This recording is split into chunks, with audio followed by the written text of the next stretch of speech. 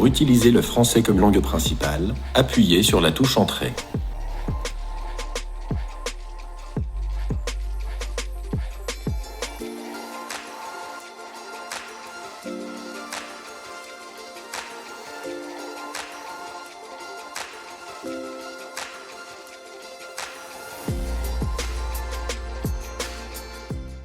Bonjour à toutes et à tous, bienvenue dans cette vidéo tech dédiée aux monteurs vidéo. Aujourd'hui en 2020, si vous deviez changer de Mac, je vous conseille d'aller vraiment sur le 16 pouces en termes de gain de confort, de puissance, d'autonomie. Et ça vraiment, ça fait la différence. En passant à cette version 16 pouces, j'ai perdu le lecteur de carte SD, le port HDMI. Ces ports ont été remplacés du coup par 4 ports USB-C et le port jack.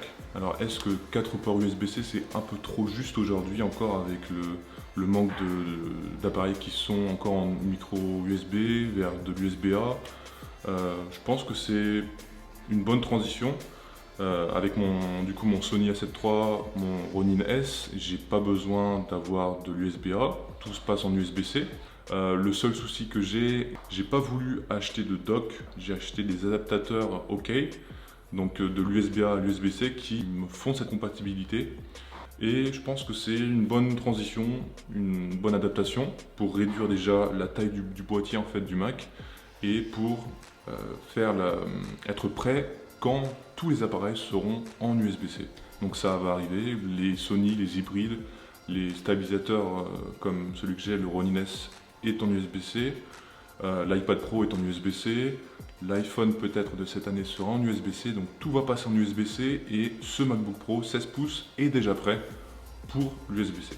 En ce qui concerne le clavier, il y a eu beaucoup de problèmes sur le MacBook Pro 15 pouces avec ce clavier à papillon et qui a apporté vraiment beaucoup de problèmes. Il était très fin, mais si une poussière allait se glisser en fait en dessous des touches, on pouvait avoir des touches qui se bloquaient et c'était vraiment impossible, on va dire, à l'utiliser sur long terme.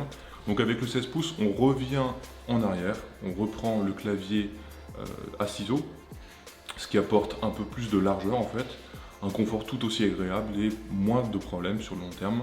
Pour l'écran, je vais vous épargner tout ce qui est résolution, densité par pixel, mais ce qu'il faut retenir à l'esprit, c'est que, il est passé en économiseur d'écran, ce qu'il faut garder à l'esprit, c'est que cette version 16 pouces, les bords deviennent un peu plus fins et on y gagne, on va dire, un peu en côté borderless.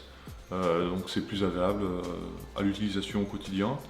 Une bonne luminosité avec toujours True Tone, donc vraiment un écran sans grand défaut. C'est pas de la 4K, c'est pas de l'OLED, mais ça reste un très bon écran pour travailler. Alors le son de ce MacBook est vraiment surprenant. Il y a 6 haut-parleurs intégrés dans la base du Mac et on voit vraiment la différence. La première fois que j'ai lancé un morceau de musique,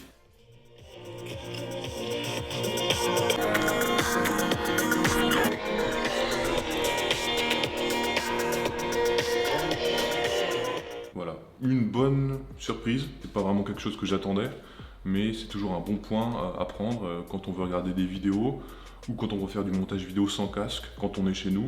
Donc c'est plutôt agréable. Le poids est plus important, mais c'est aussi justifié car la batterie passe maintenant à 100 watts, ce qui nous fait gagner 1 heure d'autonomie. C'est un bon point. On passe à 11 heures d'autonomie globale en utilisation normale. C'est assez vague. Généralement, on a toujours des besoins spécifiques. Moi, c'est pour du montage vidéo sur Final Cut Pro.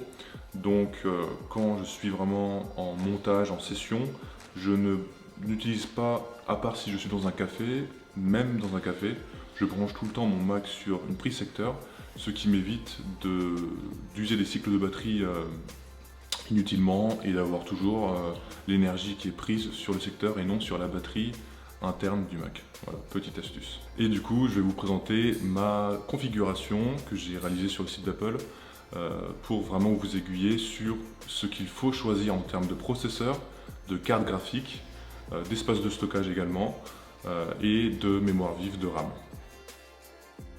Voilà, donc pour configurer votre Mac, je vous conseille de le personnaliser sur le site d'Apple. Vous pouvez aussi le faire sur la Fnac maintenant, on peut le personnaliser, donc c'est toujours un bon point si on veut le faire en magasin ou si on veut le faire sur leur site internet. Et je vous déconseille d'acheter votre Mac sur Amazon. Il y aura les options de base et c'est pas vraiment intéressant en fait en montage vidéo. Donc voilà. Donc c'est parti pour la configuration du Mac 16 pouces. Acheter. Voilà, donc 13 ou 16 pouces, le 16 pouces, je vous conseille de partir sur la première option qu'on va personnaliser. Donc pour votre Mac, ce que je vous recommande serait en fait de garder le processeur de base. Qui tourne en fait à une fréquence de 2,6 GHz, contrairement en fait au 8 cœurs qui tourne à une fréquence de 2,4 GHz. Ce qui nous intéresse ici pour du montage vidéo, c'est pas le nombre de cœurs, mais c'est la fréquence en gigahertz en fait. Donc plus c'est élevé, mieux c'est pour nous. Ça va jouer sur le rendu en fait. Ça va jouer sur la vitesse de l'export quand vous allez exporter votre vidéo du coup sur Final Cut. Donc il vaut mieux en fait avoir une fréquence élevée en gigahertz plutôt que beaucoup de cœurs. Voilà, donc partez sur le processeur de base, il est très bien. Moi c'est ce que j'ai fait. Donc pour la mémoire, moi je vous conseille en fait de partir sur du 32 Go. 16 Go c'est déjà très bien pour faire de la 1080p et un peu de 4K avec des proxys peut-être, mais voilà, de la 32 Go on est bien. On est bien. Et là vraiment on peut faire de la 4K et le workflow va vraiment être facilité, on n'aura pas de souci de lag, ça va être vraiment bien. Le but de la RAM c'est aussi de faire du multitâche, lancer Photoshop, Lightroom, Final Cut. Je vous déconseille un peu de faire ça pour rester concentré sur votre projet, faire une chose à la fois.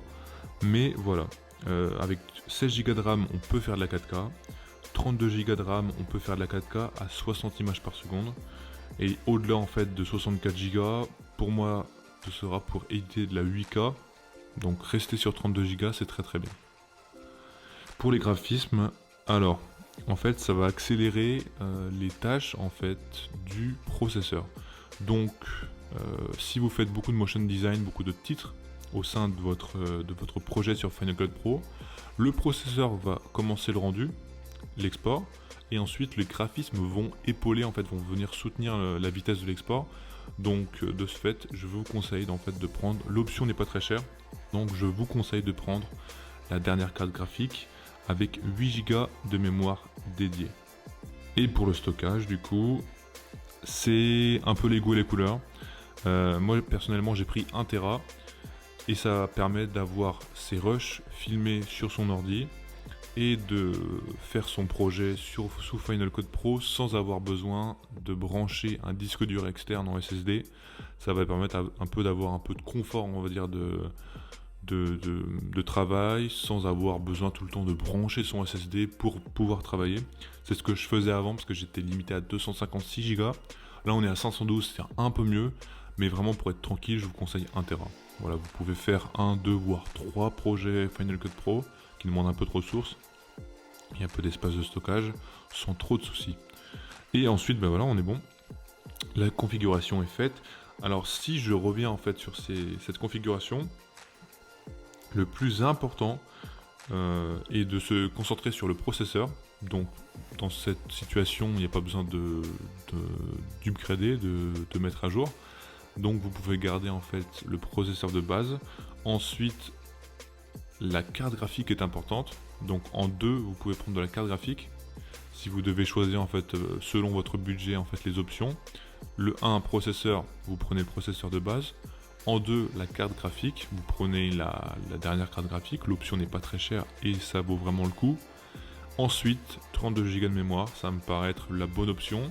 L'option pour prendre un peu d'avance sur la 4K, les 60 images par seconde, sans trop être un peu trop ambitieux et avoir un peu une machine qui est un peu trop surpuissante en fait pour ses besoins.